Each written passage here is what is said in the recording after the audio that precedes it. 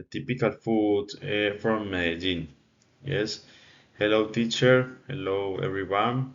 My name is Davinson Tangarife. Today I am going to talk about delicious traditional foods that people in Medellin usually eat for breakfast, lunch, and dinner. Breakfast. Breakfast in Medellin is simple but very tasty.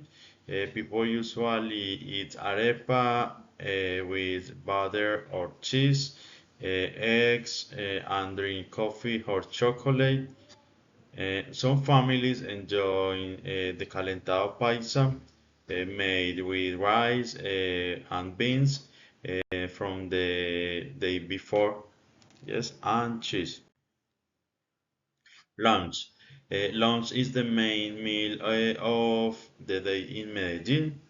It often includes soups, rice, beans, meat like beef, chicken, or pork, salad, and natural rice. The most famous dish is the bandeja paisa, a big plate with rice, beans, ground beef, chicharrón, fried eggs, plantain, avocado, and arepa. Dinner. Dinner is lighter than lunch.